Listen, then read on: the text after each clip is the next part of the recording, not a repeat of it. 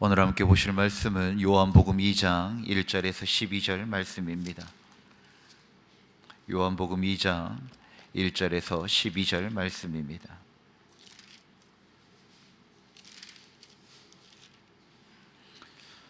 요한복음 2장 1절에서 12절 말씀 한 절씩 교독하시겠습니다. 사흘째 되던 날 갈릴리 가나에 혼례가 있어 예수의 어머니도 거기 계시고 포도주가 떨어진지라 예수의 어머니가 예수에게 이르되 저들에게 포도주가 없다 하니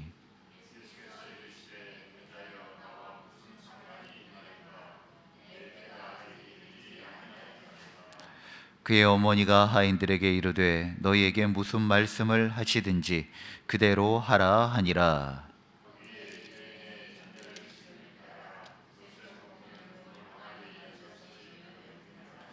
예수께서 그들에게 이르시되 항아리에 물을 채우라 하신즉 아귀까지 채우니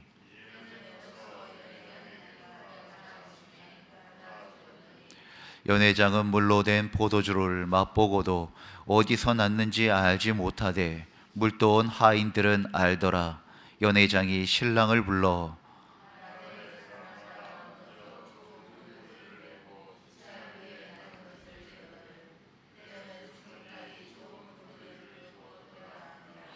예수께서 이 첫 표적을 갈릴리 가나에서 행하여 그의 영광을 나타내심에 제자들이 그를 믿으니라. 예수께서 그 어머니와 형제들과 제자들과 함께 가버나움으로 내려가셨으나 거기에 여러 날 계시지 아니하시니라. 아멘. 갓 태어난 아이가 울기 시작합니다. 그런데 이 아이가 우는 이유가 다양합니다. 때로는 아파서 울기도 하고, 기저귀가 불편해서 울기도 하고, 배고파서 울기도 합니다. 어떨 때는 잠이 오면 울기도 합니다. 우는 이유는 다 다르지만 결국 아이는 우는 것으로 표현을 하는 것입니다. 다른 사람들은 아이가 우는 것에만 집중하여 그냥 달래보려 합니다. 그런데 아이의 엄마는 그 울음의 의미를 압니다. 아파서 우는 건지, 불편해서 우는 건지, 배고파서 우는 건지 잘 안다는 것입니다. 그리고 그것에 대하여 정확한 해결책을 내어줍니다. 우리의 삶에도 신앙에도 어떤 이러한 지혜가 요구되어질 때가 있습니다. 보이는 현상을 따라가다 보면 정작 그 안에 중심에 있는 문제를 놓칠 때입니다. 보이는 현상에 그저 휩쓸리는 것이 아니라 그것이 말하는 본질적인 의미와 이유를 찾을 수 있어야 한다는 것입니다.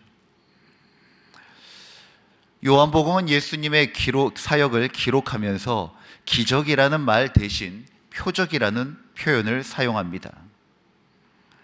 표적은 신비하고 놀라운 사건을 말하는 것이 아닙니다. 표적이라고 하는 것은 명확한 그 기적의 이유가 있다는 것입니다. 바로 예수님이 누구신지를 드러내는 영적 표지, 그것을 바로 표적이라고 이야기한 것입니다. 사람들은 기적이 일어나는 그 현상, 그 놀라움 자체에 주목하고 집중하지만 정작 예수님께서 이 기적을 나타내실 때는 이 기적을 통하여서 말씀하시고자 했던 의미와 메시지가 있었다는 것입니다. 그렇기 때문에 이 하나님의 우리 주님의 기적을 바라볼 때도 이 기적을 통하여서 우리 주님께서 무엇을 말씀하려고 하시는지 우리는 그것에 대하여서 집중해야 할 수 있어야 한다는 것입니다. 오늘 본문은 예수님께서 행하신 첫 번째 표적입니다. 곧 갈릴리 가나 혼인잔치에서 일어난 사건을 전하고 있습니다. 이 표적은 위대한 성전도 아니요 또 회당도 아닌 일상의 잔치집에서 일어났습니다. 우리 주님은 거룩한 공간이 아니라 우리의 삶의 기쁨과 위기의 자리 그 한가운데로 들어오셔서 그곳에서 하나님의 나라의 복음의 그 첫 번째 사역을 시작하셨다는 것입니다. 오늘 본문에 사흘째 되던 날이라는 시간의 표현으로 시작합니다. 요한복음 1장부터 이어지는 제자의 부르심 속에서 이제는 예수님의 공적 사역이 본격적으로 열리는 시점입니다. 하나님 나라 복음을 전하기 시작하는 딱 바로 그 지점에서 첫 번째 표적에 대한 기사가 담겨져 있는데, 그것이 바로 가나의 혼인잔치라는 것입니다.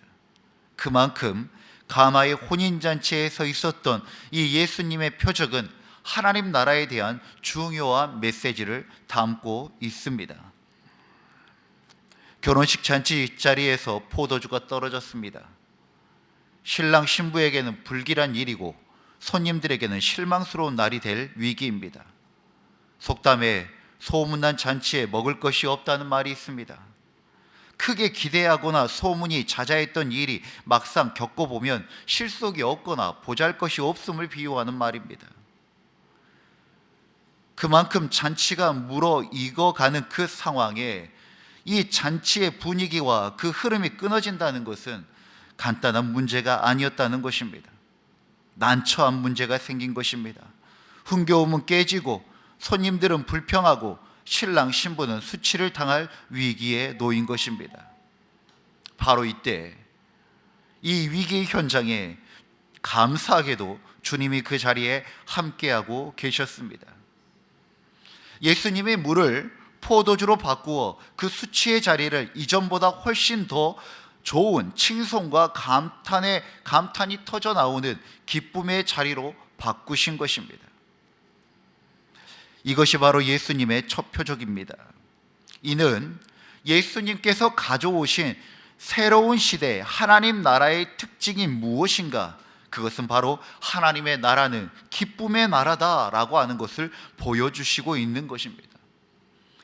그 전까지는 울음의 때였고 환난의 때였고 핍박의 때였지만, 이제 하나님의 나라를 견인해 오신 예수 그리스도를 통하여서 이루어진 그 나라는 바로 기쁨의 나라요, 그리고 예수님의 때는 기쁨의 때라는 것을 이 가나의 혼인잔치를 통하여서 말씀하고 있는 것입니다. 유대인들의 삶이 어떠했습니까? 공경과 결핍으로 기쁨을 잃어버린 인간의 삶들이 계속해서 일상 속에 이어졌고, 또한 율법과 제도로 형식만 강요할 뿐 구원의 기쁨에 잃어버린, 능력을 상실해버린, 그것이 바로 유대교의 모습이었던 것입니다. 유대계 성정 체제로부터 이제 예수님께서 말씀하시는 것입니다. 다시 기쁨을 회복해야 한다. 예배의 감격을 회복해야 하고 복음의 그 아름다움을, 그 감사를 회복해야 한다라고 주님께서 이 가나의 혼인잔치를 통하여서 말씀하고 있는 것입니다. 우리가 믿음은 있지만 교회를 떠나는 사람들을 가나안 교인들이라고 말합니다. 이제 이 호칭은 그냥 붙여지는 호칭이 아니라 이미 공식적인 용어가 된 지 오래입니다. 이들은 여전히 하나님을 믿고 예수 그리스도의 구원되심을 인정합니다. 그런데 교회에 나가는 것을 싫어합니다. 어떤 이들은 그렇기 때문에 그들은 진정한 예수 그리스도인들이 아니다, 믿음이 없다라고 말하는 분들도 있죠. 그러나 가나안 교인들은 진실로 자신들은 예수 그리스도를 구원자로 믿고 여전히 하나님을 믿고 살아간다라고 말하고 있습니다. 이 가나안 교인들이 말하는 내용이 한 가지가 있습니다.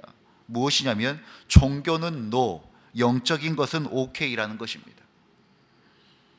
제도화되고 권력화되는 것, 율법과 규율 속에서 기쁨과 감격을 잃어버리는 교회는 원치 않다는 것입니다.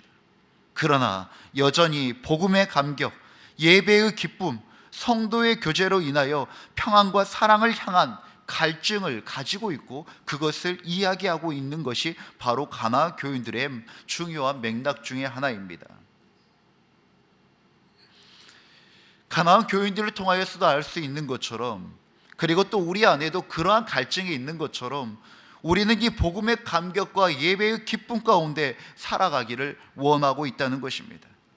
그런데 만약 여러 가지 이유를 통하여서 이러한 감격과 이 본질적인 것들을 누리지 못하고 있다면 바로 그 자리에 무엇이 필요한가? 바로 여호와 하나님께서 우리 가운데 보내주신 예수 그리스도가 필요하고, 예수 그리스도께서 전하시는 하나님 나라가 우리에게 너무나도 필요하다라는 것입니다. 바로 그 주님이 결핍과 그리고 문제 가운데, 난처한 상황 가운데 놓여져 있는 가나 혼인잔치를 다시 기쁨의 잔치로 바꾸었던 것처럼, 우리 안에도 다시 예수 그리스도의 그 복음의 본질을 통하여서 이 복음의 감격과 예배의 기쁨이 회복되어져야 한다는 것입니다. 이것이 이 시대의 교회가 가져가야 할 표적인 것입니다. 예수님께서 가나 혼인잔치를 통하여 공생애를 여신 것처럼 예수 믿는 것이 잔치와 같아야 한다는 것입니다. 주님이 지금은 기쁨의 때라 말씀하시며, 자신이 기쁨의 본질이며 기쁨을 여실 것이라고 오늘 말씀을 통하여 우리에게 이야기하고 있는 것입니다. 복음의 감격이 회복되어지기를 간절히 소망합니다. 예배의 기쁨이 넘쳐나고 피차 서로 사랑이 실현되어지는 그런 잔치가 열리는 곳이 우리가 살아가는 곳이며, 그곳이 하나님 나라인 것이며, 또한 하나님 나라의 청사진이 교회의 모습이 되어야 하는 것입니다. 사랑하는 성도 여러분, 여러분들이 살아가고 있는 모든 현장이 잔치 공동체가 되어지고 하나님 나라의 축제가 되어지기를 주의 이름으로 축원드립니다. 어머니 마리아는 혼인잔치에서 포도주가 떨어진 사실을 예수님께 알림으로써 아마도 친척 관계인 듯한 이 집안을 위하여 아들 예수가 무언가 해주기를 기대했습니다. 마리아가 예수님께 포도주가 떨어졌다라고 한 것은 어떻게 방법이 없겠느냐라고 하는 것이겠죠. 그런데 마리아의 요청에 대하여 예수님이 이렇게 답하십니다. 내 때가 아직 이르지 아니하였나이다 라고 이야기하면서 냉정하게 거절합니다. 어려움에 처했으면 도와주는 것이 인지상정인데, 예수님은 아직 때가 아니라고 하면서 어려운 상황에 놓여져 있는 그 상황을 거절해 버리시는 것입니다. 여기서 때라고 하는 이 단어는 요한복음 전체에서 어떤 시간을 향하고 있는가? 바로 십자가와 부활 사건, 바로 하나님의 영광의 때를 향하고 의미하고 있습니다. 즉 예수님의 모든 표적은 이 때를 향해 종속되어져 있다는 겁니다. 주님께서 어떤 일을 하셔도 그 때를 위한 것이고, 그리고 내가 지금 기도를 하는 것도 그때를 위한 것이고, 내가 먹고 마시는 것도 그때 바로 하나님의 영광이 나타나는 십자가와 부활의 시간을 향하여서 딱 꽂혀져 있다는 것입니다. 우리 예수님은 십자가에 가까이 와서 하나님의 때를 인지한 것이 아닙니다. 아, 내가 이제 곧 죽을 때가 되었구나, 십자가에 달릴 때가 되었구나, 이제 생각해야지 라고 하신 것이 아니라, 공생애를 시작하시는 예수님은 처음부터 철저히 사람의 때가 아니라 하나님의 때를 살아야 하는 존재임을 스스로 인지하고 있었다라는 것입니다. 사랑하는 성도 여러분, 우리가 세상에서 분주한 삶으로 이 세상과 사람의 시간 속에 살아가다 보면 하나님의 때에 대한 망각과 잊어버림들이 생길 때가 있습니다. 그러나 주님께서 말씀하셨던 것처럼 우리가 무엇을 먹든지 마시든지 주의 영광을 위하여 하라고 하는 것은 하나님의 때를 바라보며 나아가는 예수님의 마음이 바로 우리 안에도 있어야 된다라고 하는 주님의 권면인 것입니다. 그래서 우리 주님은 항상 하나님의 영광의 때를 바라보며 나아갔습니다. 이제 그에게는 하늘 아버지의 뜻보다 더 앞서는 것은 없습니다. 그는 마리아의 아들이지만 인자로 사셔야 하는 자신의 숙명과 정체성을 한 번도 놓치지 않고 살아갔다는 것입니다. 그렇습니다. 예수님은 모든 순간 하나님의 아들로 살아가셨습니다. 우리도 예수 그리스도를 나의 구주로 영접하기 전에는 나의 이름과 나의 삶을 살았지만, 이제 우리가 예수 그리스도를 나의 구주로 영접하였다면 이젠 우리는 그리스도인으로 살아가야 하며 하나님의 자녀의 권세와 그 정체성을 가지고 살아가야 한다는 것입니다. 우리는 종종 마지막이 좋지 않은 목회자들의 모습을 바라봅니다.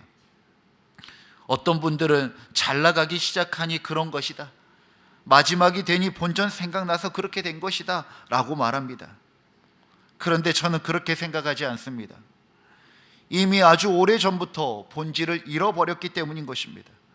내가 누구인지, 내가 무엇을 해야 하는지, 내가 어디에 속해야 하는지, 내가 왜 이것을 하는지, 내 시야는 언제까지인지 가장 본질을 아주 오래전부터 잃어버렸기 때문인 것입니다.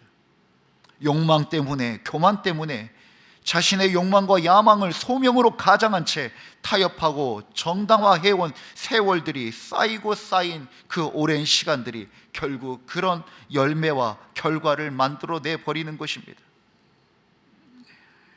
그러나 예수님은 처음부터 그 순간까지 한 번도 자신이 누구인지, 왜 십자가로 나가야 되는지 잊지 아니하셨습니다. 사람들에게 멸시를 받을 때도, 박수와 칭송을 받을 때도 예수님은 자신이 누구이며 왜 사람의 몸으로 이 땅에 왔는지, 하나님의 영광의 때니까 언제인지 단 한순간도 잊지 않고 나아갔다는 것입니다. 사랑하는 성도 여러분, 길을 잃지 마십시오. 나는 누구이며 왜 주님이 나를 부르셨는지, 무엇을 위해 내가 이 자리에 있는 건지 잊지 마시길 바랍니다. 우리의 길은 길이요 진리요 생명 되신 예수 그리스도심을 믿고 다시 한 걸음 한 걸음 길을 내시는 주의 백성 되시기를 주의 이름으로 축원드립니다. 가나 혼인잔치의 표적은 예수님께서 새 언약의 시대를 여셨음을 보여주십니다. 딱 내용은 예수님이 물을 포도주로 만드신 기적의 사건입니다.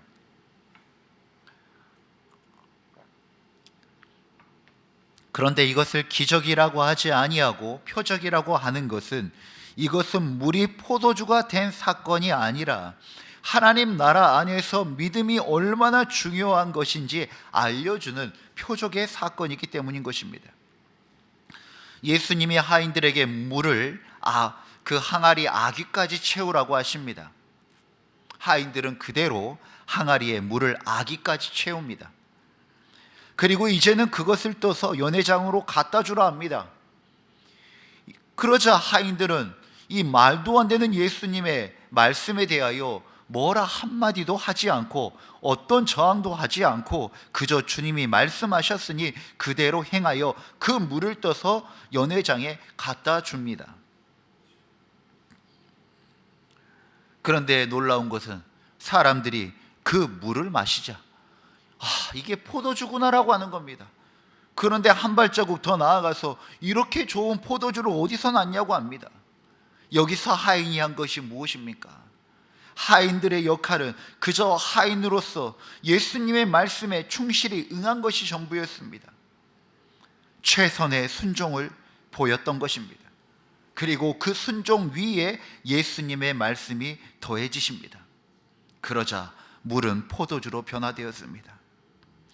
연회장은 이 포도주의 출처를 알지 못하지요. 그러나 하인들은 이것이 어디서 온지 알고 있었습니다. 이것은 요한복음의 매우 중요한 신학적 메시지입니다. 하나님의 영광은 겸손히 순종하는 자들에게 먼저 드러난다라고 하는 것이 요한복음의 중요한 신학적 메시지 중에 하나인 것입니다.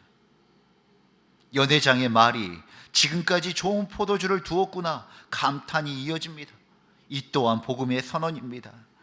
하나님은 언제나 마지막을 향하여 나아가십니다.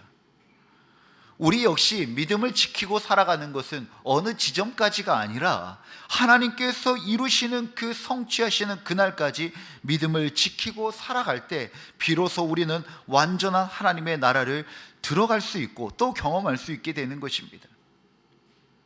그리고 이 표적의 결과는 분명히 이야기합니다. 제자들이 그를 믿으니라 라고 이야기합니다.